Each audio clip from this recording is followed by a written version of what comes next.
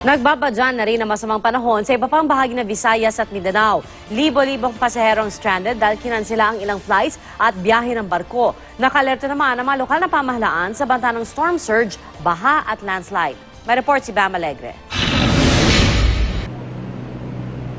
Sari-sariling pwesto, kanya-kanyang remedyo. Kahit matigas na monoblock chairs, hinimbingan na ng mga pasahero. Wala naman daw silang magagawa dahil ang mga biyahe ng barko, kanselado.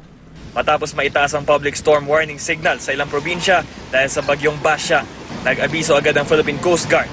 Pinagbawalan ng bumiyahe ang mga barko sa Bohol.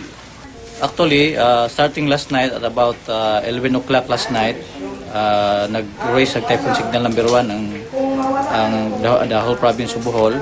So wala na tayo ipalargang mga barko starting that time until such time that the typhoon signal will be degraded into maghimubakan na siyang low pressure area, so pwede na silang makalarga kung wala na tayo typhoon signal. Marami ring pasahero ang stranded sa mga pantalan ng Dumaguete City, Negros Oriental at Cagayan de Oro City. Marami sa mga barko ang paalis na sana ng port nang maglabas ng abiso ang Coast Guard. Tingala lang yung panaog, gibababa mi. Kuan, nang nadabagyo. Di okay na po, baba lang. Okay lang, ulat na may naibiyahe. Hindi na rin nakabiyahe ang mga nasa Surigao City mula nang kanselahin ang mga biyahe ng barko kagabi.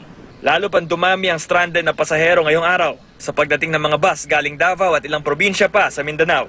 Umaasa raw silang papayagan na ng Coast Guard ang mga sasakyang pandagat na pumalaot patungong Visayas at Luzon, pero hindi sila sinuwerte. Ni hindi nga rin pinabiyahe ang mga eroplano patungo sana ng Surigao. Nadismaya tuloy ang ilang pasahero sa NAIA 3. Yung nanay ko kasi may sakit na gusto ko sanang makarating ngayon. Gusto ko sana lilipat, kaya lang wala na rin akong pira. So ano pong plano nyo ngayon na cancel yung Surigao flight? Rerouting if we can do it.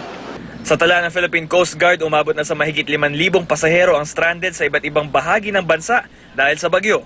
Mahigit 180 dito ang galing sa Bicol Region, habang 3,000 naman ang sa NCR. May mahigit 1,100 pasaherong hindi rin nakabiyahe sa Central Visayas. 82 sa Eastern Visayas at halos 700 naman ang galing sa Northern Mindanao. Nagsimula ng maramdaman ng masamang panahon kanina. Kasunod nito, nagpulong ang disaster response offices sa Surigao del Norte para paghandaan ang bagyo. Ipinatupad ang forced evacuation sa mga lugar na posibleng makaranas ng baha at landslide, maging sa mga coastal area na may banta ng storm surge. Ayon sa NDRRMC, storm surge o daluyong ang kumitil sa maraming mga taga-Eastern Visayas nang manalasa ang bagyong Yolanda. Para maiwasan na maulit ang trahedyang ito, iminumungkahi ng DOST at Project NOAA ang pag-i-issue ng Storm Surge Advisory. Halimbawa, kapag nakataas ang Storm Surge Advisory 1, mahigit 6 na talampakan na ang taas ng tatamang daluyong. Kapag Storm Surge Advisory 2, lagpas ng isang palapag na gusali na ang parating na alon. At kapag nasa Storm Surge Advisory 3 na, maaabot na ng daluyong ang 2 palapag ng gusali. Magsisilbing babala sa publiko ang Storm Surge Warning. At kailangan ito mailabas 2 araw bago ang inaasahang daluyong. Yung mga kababayan natin nasa mga baybayang dagat, dapat wala na nakatira 40 meters from the high tide point. Bam Alegre, GMA News.